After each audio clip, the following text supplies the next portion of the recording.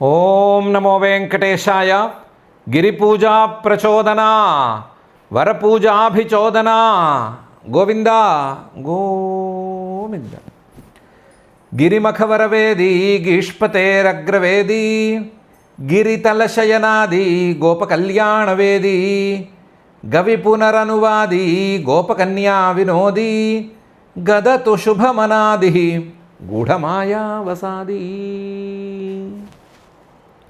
అని గోవర్ధనాచలోద్ధారకుడైన శ్రీనివాస పరమాత్మని భక్తిగా నమస్కరించుకుంటూ శ్రీశుకుల వారు ఉపదేశం చేసిన శ్రీమద్భాగవత మహాగ్రంథం యొక్క అధ్యయన కార్యక్రమాన్ని మనం ప్రారంభించుకుందాము.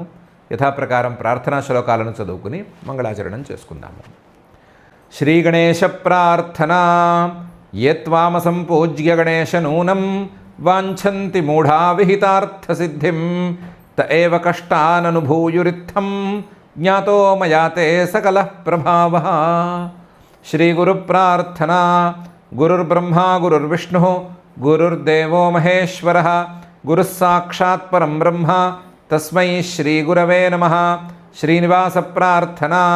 తపస్యావ్రత తృప్తాయ తపస్యా ముఖ్యరూపిణే తపస్యమాసే పూజ్యాయ శ్రీనివాసాయ తే నమః. అథ సంకల్పః.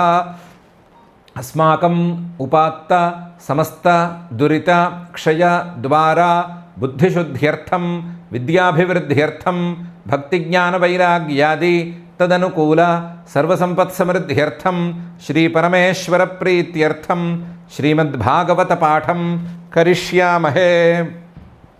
అస్య శ్రీమద్భాగవత స్తోత్ర మహామంత్రస్య నారద ఋషి బృహతి ఛందః శ్రీకృష్ణ పరమాత్మా దేవత బ్రహ్మబీజం భక్తిశక్తి జ్ఞానవైరాగ్యే కీలకం. అస్మాకం శ్రీమద్భగవత్ప్రసాద సిద్ధ్యర్థే పాఠే వినియోగః ధ్యానం నారాయణాగమ విచారపరా భవంతః వ్యాసప్రసూతశుకభాషితమాచరంతః హాన్యాదివర్జిత నిజాత్మవిభూతిమంతః యాగం సమాచరత భాగవతం పఠంతః. శ్రీ గురుభ్యో నమః. శ్రీకృష్ణ పరమాత్మ కర్మ సిద్ధాంతాన్ని తిరగదోడి కర్మ సిద్ధాంతం ప్రకారం ఎవరు చేయవలసిన పనులు వాళ్ళు చేయాలి, ఎవరెవరికి ఏ ఏ ధర్మం విహితమైతే ఆ ధర్మాచరణ వరకే పెట్టుకోవాలి, మిగతావన్నీ అక్కర్లేదు అని ఓ మాట మాట్లాడాడు. మాట్లాడితే ఇంతకుముందు నందుడు అన్న మాట ఒకటి అడ్డం వచ్చింది. పుంసాం పురుషకారాణం పర్జన్య ఫలభావన అని నందుడు అన్నాడు. మానవులు చేసే ప్రయత్నానికి పర్జన్యుడు గనక తోడైతే, మేఘం గనక తోడైతే దానికి ఫలితం ఉంటుంది, లేకపోతే ఫలితం ఉండదు. ఎంత దుక్కినా ఎంత దున్నినా ఏం చేసినా ఎన్ని విత్తనాలు నాటినా సరే నీరు లేకపోతే, ఆ నీటిని మేఘం ఇవ్వకపోతే, ఆ మేఘాన్ని ఇంద్రుడే గనక అనుగ్రహించకపోతే, ఇంద్రుడనే దేవత ఈ పని చేయడానికి లేకపోతే ఏమీ పనికిరాదు అని చెప్పాడు. అది అడ్డం వచ్చేసరికి దానికి సమాధానంగా సాంఖ్య సిద్ధాంతాన్ని అడ్డం పెట్టుకుని పరమాత్మ అంటున్నాడు, సత్వం రజస్తమ ఇతి స్థిత్యుత్పత్త్యంతహేతవః రజసోత్పద్యతే విశ్వం అన్యోన్యం వివిధం జగత్ అని. తండ్రి, సత్వరజస్తమో గుణాల వల్లే కదా ఈ సృష్టి అంతా కలుగుతోంది. సత్వం రజః తమః ఇది. అందులోనూ ఈ గుణాలలో ఒక్కొక్క గుణము ఈ సృష్టి తాలూకు ఒక్కొక్క విశేషాన్ని సాధిస్తోంది కదా. అందులోనూ సత్వం అనేదేమో స్థితిని, ఆ స్థితి కోసం కావలసినటువంటి ఉత్పత్తినేమో రజోగుణము, తమో గుణమేమో అంతం వినాశం, దీనికి హేతువుగా ఉంది కదా. సత్వం రజస్తమ ఇది స్థితి ఉత్పత్తి అంత హేతవః కదా. అందులో రజసోత్పద్యతే విశ్వం. రజోగుణ ప్రభావంతో రజోగుణంతో మొత్తం ఈ సృష్టి అంతా ఏర్పడుతోంది కదా తండ్రి. అందులోనూ అన్యోన్యం, ఒకదాంతో ఒకటి కలిసి, ఎలాగైతే రజోగుణంతో తమో గుణము ఇటు సత్వగుణము రెండు కలిస్తే సృష్టి అనేది ప్రారంభమవుతోందో, అలాగే ఈ సృష్టిలోనూ ఒక్కొక్క పదార్థము మరొక పదార్థంతో కలిసి కొత్త కొత్త పదార్థాలను సృష్టి చేసుకుంటూ వెళ్తోంది. భూమి విత్తు కలిస్తే కొత్త మొలక వస్తోంది. పోనీ భూమి విత్తు కలిస్తే మొలక రాదనుకుంటే విత్తు నీరు ఈ రెండు కలిస్తే మొలక వస్తోంది. ఇలా ఒక్కొక్క పదార్థము మరొక పదార్థంతో కలిస్తే, లేదా ఒకటి లేదా రెండు పదార్థాలతో కలిస్తే, భూమి విత్తు నీరు ఈ మూడు కలిస్తే ఏదో సృష్టి ఏర్పడుతోంది. అన్యోన్యం ఉత్పద్యతే వివిధం జగత్. ఈ సంసర్గం వలన, అన్యోన్య సంసర్గం వలన రకరకాల పదార్థాలు ఈ సృష్టిలో ఉత్పన్నమవుతున్నాయి. దీనికి కొత్తగా దేవత అనేది ఎందుకు కావాలి? దేవత అనేది ఏ దశలో అవసరమవుతోంది? ఏ పదార్థాన్ని చూసినా మనకు తెలిసిన పదార్థాలనేమో దృష్టాంతాలుగా పెట్టుకొని మనకు తెలియని పదార్థాలన్నిటినీ ఈ దృష్టాంతాల ప్రకారమే ఊహించుకుంటే సరిపోతుంది. సత్వం రజస్తమ ఇది స్థిత్యుత్పత్త్యంతహేతవ రజసోత్పద్యతే విశ్వం అన్యోన్యం వివిధం జగత్. ఇందులో మనకు ప్రకృతం మేఘము వర్షము ఇది కదా, దాన్ని ఎలా చూసుకోవచ్చంటే రజసా చోదితా మేఘా వర్షంత్యంబూని సర్వతః ప్రజాస్తైరేవ సిద్ధ్యంతి మహేంద్ర కింకరిష్యతి అని చూసుకోవచ్చు.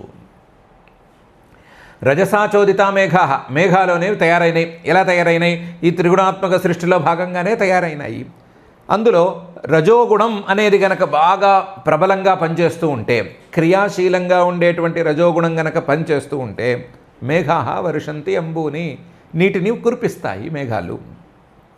సర్వతః అవి ఎక్కడ కురుస్తాయి, ఎక్కడ కురిపిస్తాయి అనే విషయంలో నియమమేం లేదు. ఎక్కడైనా కురవచ్చు. సముద్రపు ఉపరితలం మీద కురవచ్చు, లేకపోతే పర్వతాల మీద కురవచ్చు, లేదా మనకు కావలసినటువంటి భూమి మీద కురవచ్చు, లేదా ఎందుకు పనికిరాని ఎడార్లలో కూడా కురవచ్చు. ఎక్కడైనా కురవచ్చు. ఎందుకంటే నియమం చేసేందుకు ఎవరూ లేరు. ఆ అనియతమైనటువంటి స్వభావం ఉన్న రజోగుణం ద్వారానే ఇది జరిగిపోతోంది. అంబూని సర్వతః వర్షంతి. అందులో ఆ వర్షంలో కొంత మేరకు కొంత భాగం మానవులకు కావలసినటువంటి ప్రదేశాల్లో కురుస్తోంది అంటే ప్రజాస్తైరేవ సిద్ధ్యంతి. తమ దగ్గర కురిసిన వర్షంతోనే ప్రజలందరూ వారికి కావలసిన పదార్థాలను పొందుతూ సుఖంగా ఉన్నారు. ప్రజాస్తైరేవ సిద్ధ్యంతి. వాళ్ళు తమ జీవిత కాలాన్ని ఇలా నెట్టేస్తున్నారు. తత్ర మహేంద్ర కింకరిష్యతి. మహేంద్రుడు అనేవాడు ఈ మధ్యలో ఎక్కడ చేరి ఏం చేయాలి? ఏమీ చేయనక్కర్లేదు కదా. కాబట్టి ఈ గుణాలు ఆటోమేటిక్గా పనిచేసేటువంటి గుణాలు, సాంఖ్య సిద్ధాంతం ప్రకారం ఏ చేతనుడి యొక్క అవసరం లేకుండా స్వతంత్రంగా పనిచేసేటువంటి గుణాలు పనిచేస్తున్నాయి. అందులో రజోగుణం పనిచేస్తుంటే వర్షం అనేది సహజంగా ఏర్పడుతోంది. ఇందులో ఇంద్రుడు అనేటువంటి దేవతకు ప్రసక్తి లేదు అని అన్నాడు. రజసా చోదితా మేఘా వర్షంతి అంబూని సర్వతః ప్రజాస్తైరేవ సిద్ధ్యంతి మహేంద్ర కింకరిష్యతి అని. ఇందులో మహేంద్ర కింకరిష్యతి అనే విషయం ఈయనకు తెలుసు. ఆ మహేంద్రుడిని ఆయన స్థానంలో పెట్టిందే అయ్యవారు. కాబట్టి ఆ విషయం మీద ఆయనకేమీ వేరే విప్రతిపత్తి లేదు. కానీ ప్రస్తుతం సందర్భోచితంగా మాట్లాడటం కోసం కేవలం సాంఖ్య సిద్ధాంతాన్ని అడ్డం పెట్టుకుని 2 మాటలు మాట్లాడాడు. ఈ 2 మాటలతోనే ఆపేశాడు. ఇదే కనుక ఆయన సిద్ధాంతం అయితే బాగా సాగదీసి చెప్పేవాడు. ఏమి సాగదీయకుండా ఊరికనే మహేంద్ర కింకరిష్యతి అనే మాట అనేసి ఊరుకుని, స్వామి ననఃపురపదో జనపదాః ననఃపురో జనపదాః నగ్రామా నగృహా వయం నిత్యం వనౌకసస్తాత వనశైల నివాసిన. మనం పూజించవలసింది ఎవరిని అనటానికి ముందుగా మనం ఎవరము అని తెలుసుకోవాలి. తండ్రి, మనము పురాల్లో నగరాల్లో నివాసం ఉండేవాళ్ళము కాము. జనపద అంటే గ్రామాల్లో వాటిల్లో నివాసం ఉండేవాళ్ళము కూడా కాము. మనం న పురః న జనపదాః న గ్రామాః. చివరికి కుగ్రామాల్లో కూడా మనం నివాసం ఉండటం లేదు. మనం గ్రామాల్లో నివాసం ఉండట్లేదు. న గృహాః. నిజానికి మనకి ప్రత్యేకించి చెప్పుకోవటానికి పెద్ద పెద్ద ఇళ్ళు కూడా ఏమీ లేవు. ఎక్కడికక్కడ కొత్త కొత్త అడవుల్లోకి పశువులకు మేత బాగా దొరికే చోట్లకి వెళ్ళటము, వెళ్ళి ఆ పశువుల మేత దొరికే చోట మనకి తాత్కాలికంగా మనకి ఎంత అవసరాలకు సరిపోతాయో అన్ని అలాంటి ఇళ్ళు చెక్కలతోనో మరొక వాటితోనో నిర్మించుకుని అక్కడ ఉన్నంతకాలం ఉండి మళ్ళీ ఇంకో ప్రదేశానికి వెళ్ళటం, ఇదే మన పని. న గృహ. మనకి ప్రత్యేకించి చెప్పుకోవడానికి పెద్ద పెద్ద ప్యాలెస్లు అవన్నీ కూడా ఏం లేవు. వయం నిత్యం వనౌకసః. మనం ఎప్పుడూ అడవుల్లో కాలక్షేపం చేస్తున్నాము. నిత్యం వనౌకసః. ఎప్పుడు కూడా అలాగే ఉంటున్నాము. అందుకనే కదా పొద్దున్నే సూర్యోదయానికి ముందే మేము లేచి టప్ప పరిగెత్తుకుంటూ అడవులకు వెళుతుంటే మీరేం కాదనటం లేదు. అరే ఇంటి పట్టున ఉండరేమిరా అని ఏ రోజు మీరు అనలేదు కదా. చివరికి వర్షాలు పడుతున్నా సరే ఎలాగోలా తీరిక చేసుకుని చూసుకుని తడవకుండా జాగ్రత్తగా వెళ్ళొస్తామని మాటలు చెప్పి అడవిలోనే కాలక్షేపం చేశామే కానీ ఏ రోజు ఇంటి పట్టున ఉన్నది లేదు కదా. ఎందుకంటే ఇళ్ళు లేవు మనకి. ఇళ్ళే లేనప్పుడు గ్రామాలు లేవు, నగరాలు లేవు, లేదా పట్టణాలు లేవు, ఏమీ లేవు మనకి అడవి అనేది నివాస స్థానం. నిత్యం వనౌకసస్థాత వనశైల నివాసిన. మనం ఎక్కడ ఉంటాము అంటే ఇటు అడవుల్లోనో అటు పర్వతాల్లోనో నివాసం ఉంటాము, అంతేను. ననః పురో జనపదాః నగ్రామా నగరహా వయం నిత్యం వనౌకసస్థాత వనశైల నివాసినః. తస్మాత్ గవాం బ్రాహ్మణానాం అద్రేశ్చారభ్యతాం మఖః య ఇంద్రయాగ సంభారాః తైరయం సాధ్యతాం మఖః అని అన్నాడు. అందువల్ల తస్మాత్ గవాం మనకి ఎప్పుడు గోసేవే పరమావధి కాబట్టి గోవులకి మనం పూజలు చేసుకుందాం. బ్రాహ్మణానం మనం అడుగు తీసి అడుగు వెయ్యాలి అంటే మనకు వైదిక మార్గాన్ని ఉపదేశం చేసేవాళ్ళు బ్రాహ్మణులు కాబట్టి ఆ ఉపదేశం చేసే బ్రాహ్మణులని మనం పూజించుకుందాము. అద్రేశ్చ మనం ఆ గోవర్ధనగిరిని ఆశ్రయించుకునే కదా ఉంటున్నాము. మన మేతకి కానీ మనకు వేరు వేరే ప్రయోజనాలకు కానీ గోవర్ధనగిరే మనకు గతిగా ఉంది కదా. కాబట్టి అద్రేశ్చ ఆరభ్యతాం మఖః. ఈ గోవర్ధనగిరిని మనం పూజించుకుందాము. ఆ పూజ చేసుకోండి, ఆ యాగం చేయండి. మరి యాగం చేయడానికి అంటే గోవులకి పూజ చేసుకోవడానికో లేదా బ్రాహ్మణ పూజ చేసుకోవడానికో గిరి పూజ చేసుకోవడానికో సంభారాలేవి, సామగ్రి ఏది అంటే ఇంద్రయాగ సంభారాః. ఇంద్రయాగం కోసం అందరూ పేర్చి పెట్టుకున్నారు కదా, వాటితోనే చేసేయండి. తైరయం సాధ్యతాం మఖః. వాటితోనే చేసేసేయండి అని చెప్పాడు. తస్మాత్ గవాం బ్రాహ్మణానాం అద్రేశ్చారభ్యతాం మఖః య ఇంద్రయాగ సంభారాః తైరయం సాధ్యతాం మఖః అని. ఇందులో తర్వాత కూడా ఇంకా విధానం చెప్తున్నాడు. దానికంటే ముందే మనం శ్రీకృష్ణుడు నందుణ్ణి అడిగినటువంటి ప్రశ్నలకి సమాధానం ఏమేమి ఉంది అనే సంగతి చూసేసుకుందాము. ఏమడిగాడు? కిం ఫలం, అసలు దీనికి ఫలితం ఏంటి, ఈ యాగంలో దేవత ఎవరు, అలాగే విధానం ఏమిటి అని అడిగాడు కదా. కిం భావయేత్, కేన భావయేత్, కథం భావయేత్ అని అడిగాడు కదా. దానికి ఏదో నందుల వారు చెప్పినంత సమాధానం చెప్పాడు. చెప్పగా ఇప్పుడు శ్రీకృష్ణుడు చెప్పేటప్పుడు దానికంటే ముందు అసలు చేయవలసిన కర్త ఎవరు, కర్తకు ఉండేటువంటి అర్హత ఏమిటి అని చూసుకోండి. అధికారాన్ని చూసుకోండి. అధికారాన్ని చూసుకుంటే నిత్యం అడవుల్లో నివాసం ఉండే, నిత్యం పర్వతాలను ఆశ్రయించుకునే మనము పర్వతాలను పూజించాలి.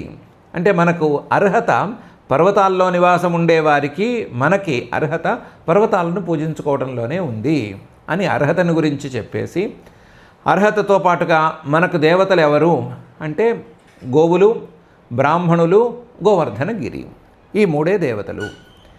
ఈ మూడు దేవతల్ని ఉద్దేశించి మనం యాగం చేసుకుందాము. ఆ యాగానికి ఫలితం ఏంటి అంటే మన జీవిక సంరక్షణం. మన జీవిక ఈ మూడు లేనిదే గడవదు. మనం గోసేవే పరమావధిగా పెట్టుకున్నాం కాబట్టి గోవులు కావాలి. మనం అడుగు తీసి అడుగు వేయాలి అంటే మనకు వేద మార్గం చెప్పే బ్రాహ్మలు కావాలి. అలాగే మన తిండి తిప్పలు ఇవన్నీ కూడా పర్వతం మీదే ఆధారపడి ఉన్నాయి కాబట్టి పర్వతం కావాలి. కాబట్టి మన ఆజీవికా సంరక్షణ అనేది ఫలితము, లేదా మనం కృతజ్ఞతను ప్రదర్శించుకోవటం అనేది ఫలితము అని చెప్పినట్లయింది. విధానం ఏమిటి లేదా ద్రవ్యాలు ఏమిటి అంటే ఇంద్రయాగ సంభారాః తైరయం సాధ్యతాం మఖః అని చెప్పాడు. ఇంద్రయాగం కోసం ఎలాగో ద్రవ్యాలు పెట్టుకున్నారు కాబట్టి ఆ ద్రవ్యాలతోనే పూజ చేస్తే సరిపోతుంది అని చెప్పాడు. ఇంకా కూడా దానికి వివరణ తానే ఇవ్వబోతున్నాడు. ఇవ్వటం పచ్యంతాం వివిధాః పాకాః సూపాంతాః పాయసాదయః సంయావ అపూప షష్కుల్యః సర్వదోహశ్చ గృహ్యతాం. పచ్యంతాం వివిధాః పాకాః, రకరకాల వంటలు చేయండి అందరూ. ఎవరింట్లో ఏ వంట విశేషమో, ఎవరికి ఏ వంట అంటే ఎక్కువ ఇష్టమో ఆ వంటలన్నీ చేయని. సూపాంతాః, పప్పులు చక్కగా వండండి. పాయసాదయః, పాయసం మొదలైనటువంటి స్వీట్లు అట్లా అన్నీ వండండి. సంయావాహ, గోధుమ పిండితో గోధుమ రవ్వతో చేసేటువంటి రకరకాల పిండి వంటలు అవి చేయండి. అపూప, విడిగా పిండి వంటలు కొన్ని చేయండి. షష్కుల్య అంటే జంతికల్ లాంటివి ఉంటాయి, అవి చేయండి. సర్వదోహశ్చ గృహ్యతాం, మనం ఈరోజు యాగం చేసేటువంటి రోజులో ఎవ్వరికి పాలు పోయొద్దు, మొత్తం పాలన్నీ మనమే వాడేసుకుందాము. పాలు, పెరుగు, వెన్న, నెయ్యి అన్నీ కూడా ఇంకేం బయటికి ఎవరికీ పోయొద్దు, మనమే వాడేసుకుందాం. సర్వదోహశ్చ గృహ్యతాం, మొత్తం పాలన్నిటినీ మనమే తీసేసుకుందాం. మనం పూజలో ఉన్నప్పుడు ఒకటి రెండు రోజులు పాలు పోయకపోతే నష్టమే వస్తుంది, రాదు. కాబట్టి సర్వదోహశ్చ గృహ్యతాం, మొత్తం పాలన్నీ మనమే తీసేసుకుని పూజలో వాడేసుకుందాం. పచ్యంతాం వివిధా పాకా సూపాంతా పాయసాదయ సంయావాపూపశుష్కుల్య సర్వదోహశ్చ గృహ్యతాం. అందులో పాలని పాయసం మొదలైన వాటికి వాడేద్దాము, పెరుగుని పెరుగన్నాలు వాటికి వాడేద్దాము, వెన్నని నైవేద్యానికి వాడేద్దాము, నెయ్యి వాడి హూయంతామగ్నయ సమ్యక్ బ్రాహ్మణైర్బ్రహ్మవాదిభిః అన్నం బహువిధం తేభ్యః దేయం వో ధేను దక్షిణాః. ఆ నెయ్యి వాడి చక్కగా మనం యాగం చేద్దాం, గిరియాగం, గోవర్ధన గిరియాగం అని చేద్దాం. హూయంతామగ్నయ, అందులో నిత్యం మనం అగ్నిపాసన చేసేవాళ్ళమే కదా, ఆ అగ్నిపాసననే కొంచెం ఎక్కువగా చేద్దాం. బ్రాహ్మణుని పెట్టి అగ్నిలో హోమాలు చేయిద్దాం. హూయంతామగ్నయ సమ్యక్, బాగా చేయిద్దాం. బ్రాహ్మణైర్బ్రహ్మవాదిభి, వాళ్ళని పిలిచి ఇలాంటి సందర్భంలో ఏం మంత్రాలు వాడాలి, హోమానికి ఏ మంత్రాలు వాడితే మంచిది అని అడిగి ఆ పర్వత మంత్రాలని అలాగే గోమంత్రాలని వాటిని వాడి యాగాలు చేయిద్దాం, హోమాలు చేయిద్దాం. ఆ హోమాలకి దక్షిణగా వాళ్ళకి అన్నం బహువిధం తేభ్యో దేయం, మనం వండిన వంటల్నే దక్షిణగా ఇద్దాం. ఇంకా చాలలేదు ఇంకా ఇవ్వాలని అనిపిస్తే దేయం వో ధేను దక్షిణాః, ధేనువుల్ని మన దగ్గర ఉండేటువంటి ఆవుల్ని, పాలిచ్చే ఆవుల్ని, అంటే అప్పుడే దూడని కని ఆ దూడతో సహా పై వాళ్ళకు కూడా పాలు బాగా ఇచ్చే పొదుగులు లావుగా ఉండేటువంటి ఆవుల్ని దానం ఇద్దాం. దానం ఇస్తే మనకి దానము అయింది, యజ్ఞము అయింది, పూజ అయింది. మన సంభారాలతో మనం ఏ పదార్థాలని ఏ వస్తువుల్ని ఎవరెవరిని ఆశ్రయించుకుని బతుకుతున్నామో వాళ్ళందరికీ కృతజ్ఞతను సమర్పించుకున్నట్టయింది. చాలా బాగుంటుంది కదా. హూయంతామగ్నయ సమ్యక్ బ్రాహ్మణైర్బ్రహ్మవాదిభిః అన్నం బహువిధం తేభ్యో దేయం వో ధేను దక్షిణాః అని అన్నాడు. అన్యేభ్యశ్చాశ్వచాండాల పతితేభ్యో యథార్హతః యవసంచ గవాన్ దత్వా గిరయే దీయతాం బలిః. ఈరోజు అందరికీ మన ఊళ్ళో ఉన్న అందరికీ కూడా మనం కొంచెం అట్నుంచిటు ఇట్నుంచిటు తిరిగేటువంటి వాళ్ళం కదా. ఈ తిరిగేటువంటి మన ఊళ్ళో ఉన్న అందరికీ లేదా ఈ చుట్టుపక్కల ప్రాంతాల్లో ఉన్న వాళ్ళందరికీ కూడా అన్నాలు పెడదాం. అన్యేభ్యశ్చ, మన యజ్ఞంలో పాలు పంచుకునేవారు మాత్రమే కాదు, బయట వాళ్ళు ఎవరైనా వస్తే వాళ్ళందరికీ కూడా అన్నాలు పెడదాం. వాళ్ళు ఆశ్వచాండాల పతితేభ్య, కుక్కలవ్వని, చండాలవ్వని, లేదా పతితైపోని, ఏమీ పనిపాట లేకుండా తిరిగే వాళ్ళవని, ఎవరైనా అవని వాళ్ళందరికీ అన్నాలు పెట్టుకుందాము. అందరికీ యథార్హత, వాళ్ళ అర్హతను బట్టి ఎక్కడ కూర్చోబెట్టి ఎలా పెడితే బాగుంటుందో చూసి అలా పెడదాం. అందరికీ చక్కగా కడుపు నిండా భోజనాలు పెడదాం. అన్నిటికంటే ముందు ఆవులకి చక్కగా మేత పెడదాం. యవసంచ గవాందత్వ, ఈరోజు ఆవుల్ని మేతకు వదిలేసేయద్దు. మీ తిండి మీరే చూసుకోండి అని ఆవుల్ని అనద్దు, మీ మేతను మీరే మేసుకోండి అని అనద్దు. మనమే గడ్డి కోసి ముందే తీసుకొచ్చి జాగ్రత్తగా చిన్న చిన్న ముక్కలు చేసి వాటికి పెడదాం. అవి తృప్తిగా ఏమాత్రం శ్రమ పడకుండా ఉన్న చోట కూర్చుని తినని. యవసంచ గవాందత్వ గిరయే దీయతాం బలిః. మనం బాగా వంటలు అవి చేసుకున్నాం కదా, ఆ చేసుకున్న వంటల్లో పెద్ద మొత్తాన్ని, పెద్ద భాగాన్ని గోవర్ధనగిరికి బలిగా ఇద్దాం. బలి అంటే మనం ఇప్పుడు వాడుతున్న బలి అని కాదు, పూజారూపమైనటువంటి సమర్పించుకునేటువంటి ద్రవ్యం అనేది బలి అనేదానికి అర్థం. ఆ సమర్పణ ద్రవ్యంగా మనం చేసుకున్న వంటల్లో ప్రధానమైన భాగాన్ని పెట్టేద్దాం. అన్యేభ్యశ్చాశ్వచాండాల పతితేభ్యో యథార్హతః యవసంచ గవాన్ దత్వా గిరయే దీయతాం బలిః. ఇదంతా అయిన తర్వాత ఎవరిళ్లలో వాళ్ళు పక్క వాళ్ళని పిలిచి, వీళ్ళని పిలిచి, బంధువులను పిలుచుకుని, అందరినీ పిలుచుకొని భోజనాలు చేసేసి స్వలంకృతా భుక్తవంతః స్వనులిప్తా సువాససః ప్రదక్షిణాంచ కురుత గో విప్రానల పర్వతాన్. అందరూ వాళ్ళ నగలన్నీ దిగేసుకుని, ఆడవాళ్ళు మగవాళ్ళు అందరూ కూడా స్వలంకృతా, బాగా అలంకారం చేసుకుని నీట్గా తయారయ్యి, భుక్తవంతః తినదలుచుకున్నదంతా చక్కగా తినేసి అందరికీ పెట్టేసి, స్వనులిప్తా గంధాలు అవన్నీ చక్కగా పూసుకుని, సువాసస మంచి బట్టలు కట్టుకుని, ప్రదక్షిణాం కురుత ప్రదక్షిణలు చేద్దాం.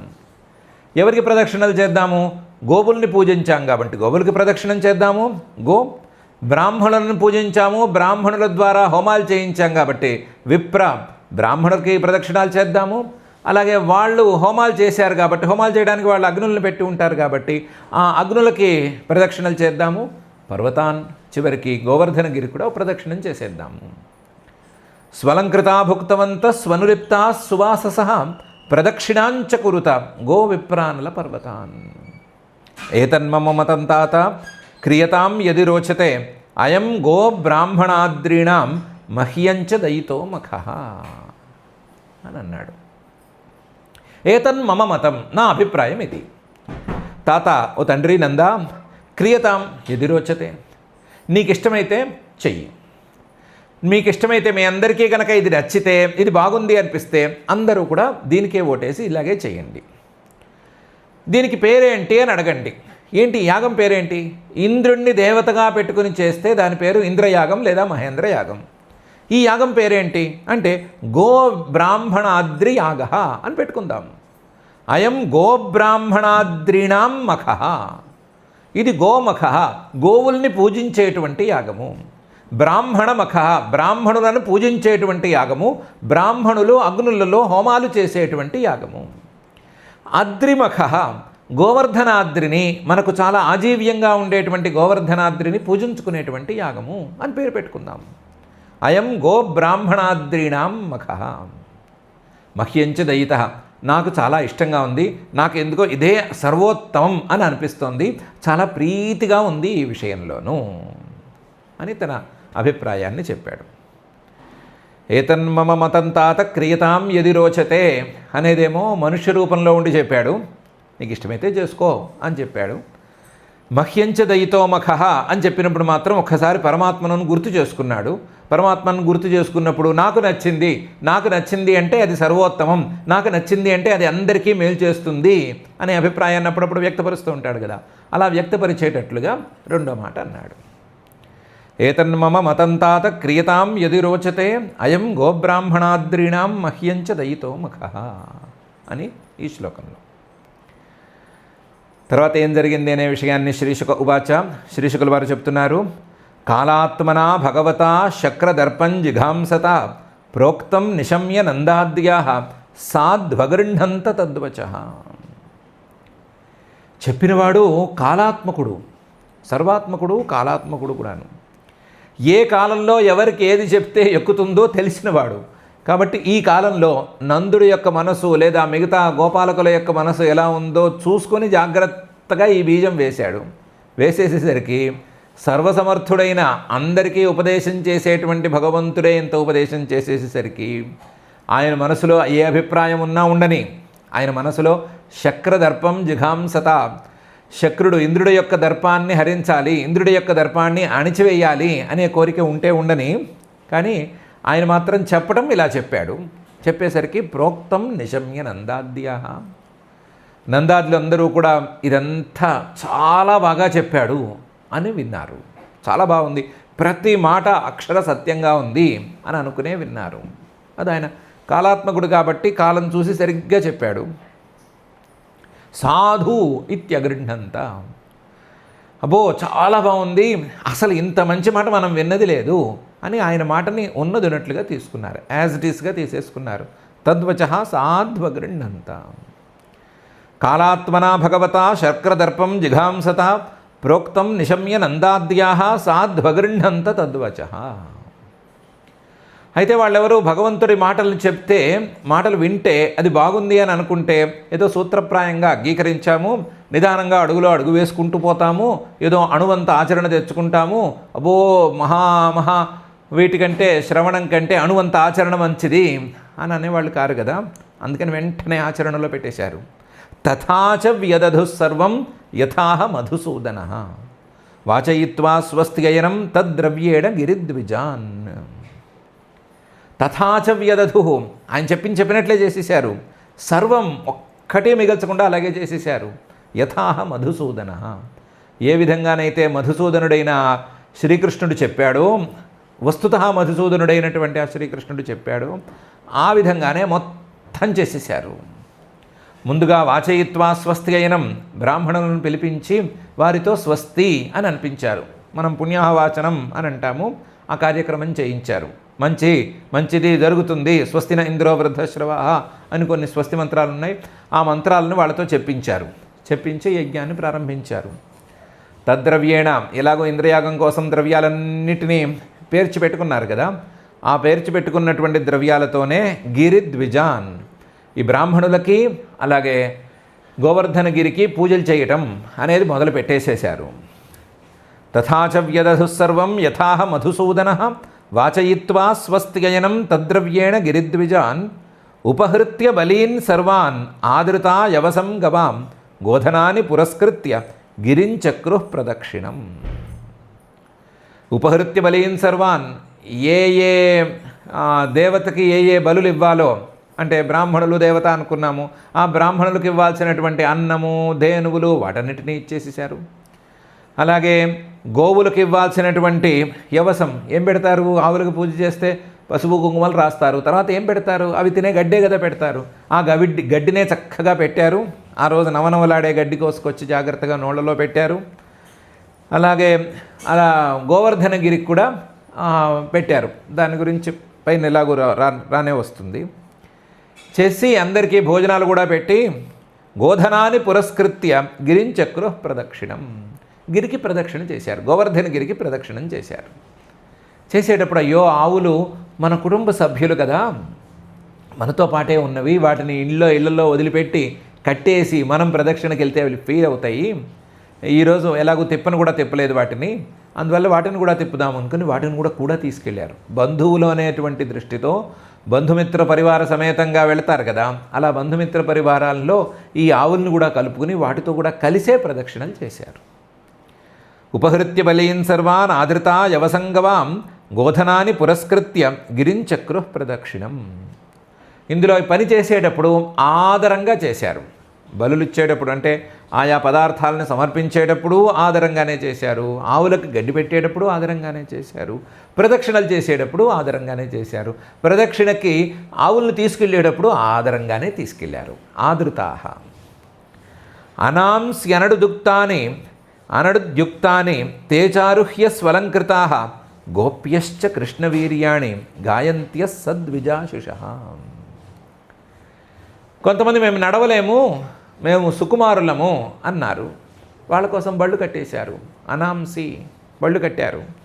ఆ బళ్ళకి అనడుద్యుక్తాని మంచి ఎడ్లను కూడా కట్టారు. బాగా లాగే ఎడ్లను కూడా కట్టారు. ఆ కట్టిన బళ్ళ మీద స్వలంకృతాః బాగా అలంకరించుకుని, మామూలుగానే ఎప్పుడు అలంకరించుకుని ఉండేటువంటి గోపికలు ఇంకా ఎక్కువగా అలంకరించుకుని సుఅలంకృతాః గోప్యశ్చ, ఈ గోపికలందరూ ఎక్కారు. ఎక్కిన వాళ్ళు ఊరుకుంటారా? వీళ్ళ నోళ్ళు ఊరుకుంటాయా? ఊరుకోవు కదా. ఊరుకోకుండా కృష్ణ వీర్యాణి గాయంత్యః, ఈ శ్రీకృష్ణుడి యొక్క ప్రతాపాలను గురించి, ఆయన చేసిన పనుల గురించి, వీటిని గురించే పాడుకుంటూ ప్రదక్షిణం చేశారు. వాళ్ళు ఎప్పుడు కంటెంట్ని ఫాలో అవ్వరు. అంటే ఇదేదో గోవర్ధనగిరి ప్రదక్షిణం కదా కాబట్టి మనం గోవర్ధనుడిని పొగడాలి, ఈ ఫీలింగ్ ఏం వాళ్ళకి లేదు. ఇదేదో గిరి పూజ కదా కాబట్టి గిరి గురించి మాట్లాడాలి అనే అభిప్రాయం వాళ్ళకేం లేదు. ఏది కంటెంట్ అయినా సరే మన నోట్లోంచి వచ్చేది మాత్రం శ్రీకృష్ణనామమే అనే స్థాయిలో ఉన్నవాళ్ళు వాళ్ళు. అందువల్ల ఈ గోవర్ధనగిరి పూజ అనేదాన్ని పట్టుకోకుండా ఆయన చెప్పాడు, చేయమన్నారు, చేసేస్తున్నాము అని అనుకుని బళ్ళలో కూర్చుని ఈ శ్రీకృష్ణుడి గురించే పాడుకుంటూ తిరిగారు. సద్విజాశిషః, బ్రాహ్మణుల యొక్క ఆశీర్వచనాలను మాత్రం అందరూ పుచ్చుకున్నారు. ఎందుకంటే పుచ్చుకోమని చెప్పాడు కదా అయ్యవారు, కాబట్టి అయ్యవారు చెప్పినట్లుగా విన్నారు. అనాంస్యనడుద్యుక్తాని తే చారుహ్య స్వలంకృతాః గోప్యశ్చ కృష్ణవీర్యాణి గాయంత్యః సద్విజాశిషః. కృష్ణస్త్వన్యతమం రూపం గోప విశ్రంభణంగతః శైలోస్మీతి బ్రువన్ భూరి బలిమాదద్ బృహద్వపుః. ఈ శ్రీకృష్ణుడు మాత్రం వీళ్ళందరిలోకి ఓ చిత్రమైన పని చేశాడు. ఏం చేశాడు? కృష్ణస్తు అన్యతమం రూపం, 2 రూపాలను ధరించాడు. అందులో 2 రూపాల్లో ఒక రూపం గోప విశ్రంభణంగతః, గోపాలకులందరికీ విశ్వాసపాత్రమైనటువంటి రూపం ఒకటి. ఏమని విశ్వాసపాత్రం? వీణ మా గోపాలకుడు, మాలో ఒకడు అని అనుకునే రూపం. ఆ రూపాన్ని ఒకదాన్ని స్వీకరించాడు. రెండోది గోవర్ధనగిరి రూపాన్ని కూడా స్వీకరించాడు. శైలోస్మీతి బ్రువన్.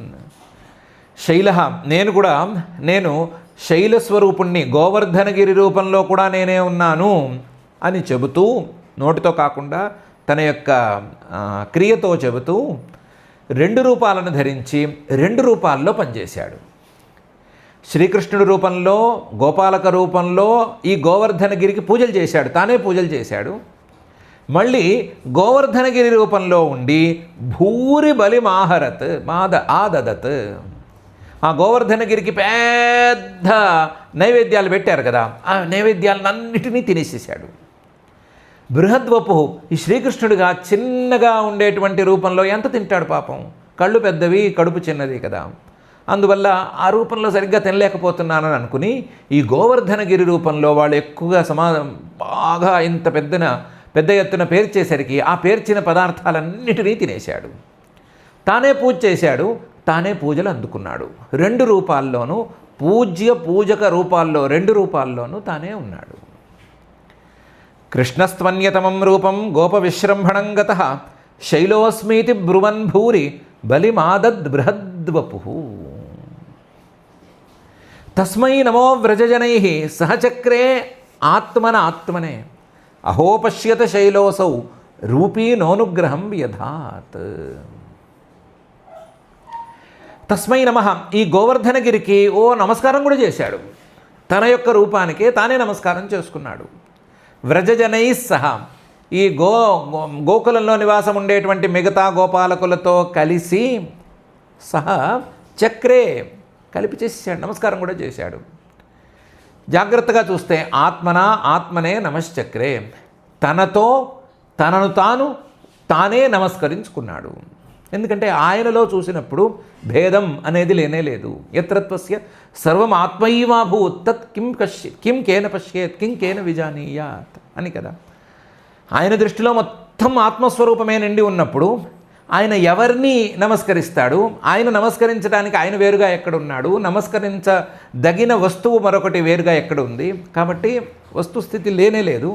ఆత్మనే తననే నమస్కరించుకున్నాడు.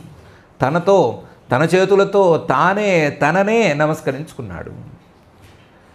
నమస్కరించేటప్పుడు అందరినీ ప్రోత్సహించాడు. అహో పశ్యత, చూడండి శైలవసౌ రూపీ, ఈ అందమైన రూపం కలిగినటువంటి గోవర్ధనగిరి నహ అనుగ్రహం యథాత్, మనల్ని అనుగ్రహిస్తోంది, ఈ శైలానికి దండం పెట్టండి అని చెప్తూ అందరినీ ప్రోత్సహిస్తూ దండం పెట్టాడు.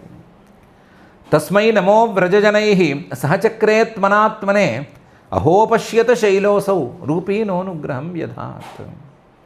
ఏషోపజానతో మర్త్యాన్ కామరూపీ వనౌకసః హంతి హ్యస్మై నమస్యామః శర్మణే ఆత్మనో గవాం. ఈయనకి దండం పెట్టండి, ఈ గోవర్ధనగిరికి దండం పెట్టకపోతే మనకు చాలా పెద్ద ప్రమాదం వచ్చేస్తుంది. ఎందుకంటే ఏషః, ఈ గోవర్ధనగిరి మంచి వాళ్ళకి మంచివాడు, చెడ్డవాళ్ళకి చెడ్డవాడు. అవజానతో మర్త్యాన్ కామరూపీ వనౌకసః హంతి. ఎవరైనా తనను అవమానిస్తే, ఏం గుట్టలు, ఇలాంటి గుట్టలు నేను ఇప్పటికి 150 ఎక్కాను అని అవమానిస్తే, ఆ అవమానించిన వాడిని ఎక్కడో చోట పడేసేస్తాడు. ఏదో చిన్న రాయో, రప్పో, చెట్టో, మొక్కో ఏదో ఒకటి అడ్డం వస్తుంది, వాడు ముందుకు బొక్కబొరలా పడతాడు. అలా చేసేస్తాడు. హంతి, కింద పడేస్తాడు. అలాగే కామరూపి, తనలో ఉండేటువంటి వనౌకసః, వనంలో నివాసం ఉండేటువంటి ఆయా దాన్ని ఉంటారు జంతువుల్ని, ఆ జంతువుల్ని తినేటువంటి జంతువుల రూపాలను ధరించి మరీ తినేస్తూ ఉంటాడు. కామరూపి వనౌకసః హంతి. పాముల్ని ముంగిసల రూపంలో వెళ్ళి తినేస్తూ ఉంటాడు, లేదా ఇంకో పదార్థం రూపంలో తినేస్తూ ఉంటాడు. చెప్పుకుంటే చాలా చెప్పుకోవచ్చు, చిన్న పదార్థం నుంచి చివరి దాకా చెప్పుకోవచ్చు. అలా కామరూపీ వనౌకసః హంతి. అందువల్ల ఈ అందరికీ తెలిసిందే కదా, ఇది ప్రసిద్ధమే కదా. అందువల్ల అస్మై నమస్యామః, ఈ గోవర్ధనగిరికి మనం దండం పెట్టుకుందాము. దండం పెట్టుకుని, మేము నిన్ను అవమానించడం లేదు, నీకు దండం పెడుతున్నాము, నిన్నేం తక్కువ చేయము, నువ్వు గుట్టవి, పెద్ద పర్వతానివి కావు, ఈ మాటలేం మేము మాట్లాడము, నువ్వు పూజనీయుడివి, నువ్వు దేవతవి, నీకే మా నమస్కారం పెట్టుకుంటున్నాము అని చెప్దాము. అప్పుడు మనకి శర్మ సుఖం లభిస్తుంది. మనల్ని ఈయనేమి టార్గెట్ చేసుకోడు. ఈ గోవర్ధనగిరి టార్గెట్ చేసుకుని మనం బొక్కబోర్లా పడేటట్లు చేయడు, మనల్ని కిందకి పడేయడు. శర్మణే ఆత్మనః, మన క్షేమం కోసము, అలాగే మన గవాం ఆవుల క్షేమం కోసము ఈ పని చేద్దాం. మన ఆవులకు కావలసినటువంటి గడ్డంతా ఈయన ఇస్తున్నాడు కదా. ఆవులు ఈ పర్వతాన్ని ఎక్కుతున్నాయి కదా, ఎక్కిన ఆవు ఏమైనా కాస్త కాలు తడబడి పడితే ఎంత ప్రమాదం. మనమైనా లేచి నుంచోగలం, కానీ ఆవులు ఒక పట్టాన లేచి నుంచోలేవు కదా. పడితే మళ్ళీ తిప్పుకోవటం కష్టం కదా వాటి కాయానికి.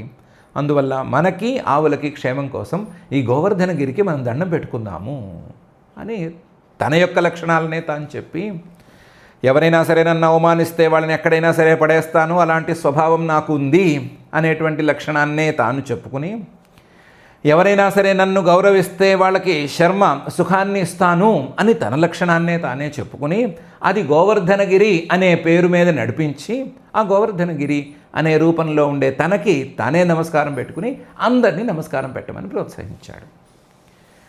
యశోవజానతో మర్త్యాన్ కామరూపీవ నౌకసః హంతి హ్యస్మై నమస్యామః శర్మణే ఆత్మనో గవాం. ఇత్యద్రిగో ద్విజమఖం వాసుదేవ ప్రణోదితాః యథా విధాయతే గోపాః సహకృష్ణా వ్రజం యయుః.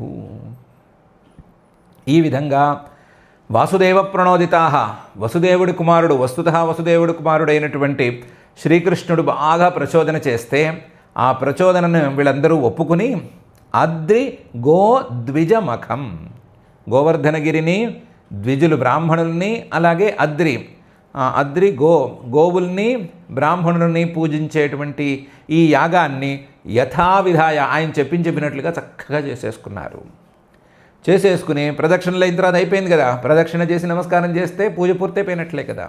కాబట్టి పూజ పూర్తయిపోయింది అనుకుని తే గోపాహ, ఆ గోపాలకులందరూ సహా సహకృష్ణాహ, కృష్ణుడితో సహా వ్రజం యయుః, మళ్ళీ తాము నివాసం ఉండేటువంటి ఆ ప్రాంతానికి వెళ్ళిపోయారు. ఇత్యద్రిగో ద్విజమఖం వాసుదేవ ప్రణోదితాః యథా విధాయ తే గోపాః సహకృష్ణ వ్రజం యయుః అని శ్రీశుకుల వారు చెప్తున్నారు. దీంతో దశమస్కంధంలో 24వ అధ్యాయం పూర్తయిపోయినట్లయింది. 38 శ్లోకాల అధ్యాయం ఇది. ఈ అధ్యాయంలో ఇంద్రయాగానికి వీళ్ళందరూ సమాయత్తమవుతూ ఉండటము, గోపాలకులందరూ, దాన్ని ఈయన శ్రీకృష్ణుడు వెళ్ళి ప్రశ్నించటము, ప్రశ్నిస్తే నందుడేదో సమాధానం చెప్పడము, అలా కాదు మనం వేరే యాగం చేద్దాము అని ఈయన వేరే యాగానికి ప్రోత్సహించటము, వాళ్ళు ఈయన మాటలు విని, శ్రీకృష్ణుడి మాటలు విని వెంటనే ఆ యాగం చేసేసేయటము అనేటువంటి అంశాలు ఈ అధ్యాయంలో ప్రధానంగా ఉన్నాయి. ఇందులో శ్రీకృష్ణుడు చెప్పినటువంటి విషయాల్లో అతి ప్రధానమైనటువంటి ఒక అంశాన్ని మనం గమనిద్దాము. మనకి సహజంగా ఏరు దాటిన తర్వాత తెప్ప తగలేయటం అనేది మరీ తగలేయకపోయినా కొంచెం అలాంటి స్వభావం కాస్త ఉంది. అది పనికిరాదు అనే మాట అంటున్నాడు అని ప్రధానంగా మనం గమనించుకుందాము. ఏరు దాటిన తర్వాత అయినా సరే తెప్పని ఎంత గౌరవించాలో అంత గౌరవించాలి. పట్టుకుని వెళ్ళాడక్కర్లేదు, కానీ తెప్పని గౌరవించవలసిన తీరులో గౌరవించాలి. ఆ గౌరవించటం గనక ఒకవేళ సరిగ్గా చేసి అది పరమాత్మ యొక్క రూపం, అది ఒక దేవతా రూపం అనే తీరులో గౌరవించుకుంటే గనక దాని ద్వారా వచ్చేటువంటి ఫలితం చాలా గొప్పగా ఉంటుంది, ఉత్తమంగా ఉంటుంది. ఇంకో కోణంలో చూసుకుంటే ఆ పదార్థానికి మనం సరి అయిన కృతజ్ఞతను చూపించినట్లు అవుతుంది అనేటువంటి సందేశాన్ని మనం తీసుకుందాము. మనం వాడే పదార్థాలు అవ్వచ్చు, మనకు ఉపయోగపడే పదార్థాలు అవ్వచ్చు, అందులో ఉత్తమమైనటువంటి పదార్థాలు, వాటన్నిటినీ గౌరవించుకుంటూ ఉండటము, మనం వాడే చెట్టు పుట్ట వీటన్నిటినీ గౌరవించుకుంటూ ఉండటము, అలాగే వాటిలో పరమాత్మ దృష్టి, దేవతా దృష్టి వీటిని సాధించుకుంటూ ఉండటము అనే తీరులో మనం ఈ ఉపదేశాన్ని అర్థం చేసుకుని దాని ప్రకారం మనం నడుచుకుందాము. దాని ప్రకారమే మనల్ని నడుచుకునేటట్లుగా చూసుకోవాల్సిందిగా ఆ గోవర్ధనాచలోద్ధారకుడైనటువంటి శ్రీనివాస పరమాత్మని భక్తిగా ప్రార్థించుకుందాము. ఇక క్షమా ప్రార్థనాదులను చెప్పుకుందాము. అథ క్షమా ప్రార్థనా యదక్షరపదభ్రష్టం మాత్రాహీనం చ యద్భవేత్ తత్సర్వం క్షమ్యతాం దేవ నారాయణ నమోస్తుతే. అథ భగవత్ సమర్పణం కాయేన వాచా మనసేంద్రియైర్వా బుద్ధ్యాత్మనా వా ప్రకృతే స్వభావాత్ కరోమి యద్యత్ సకలం పరస్మై నారాయణాయేతి సమర్పయామి. అథ లోకక్షేమ ప్రార్థనా. సర్వే భవంతు సుఖినః, సర్వే సంతు నిరామయాః, సర్వే భద్రాణి పశ్యంతు, మా కశ్చిద్ దుఃఖభాగ్ భవేత్.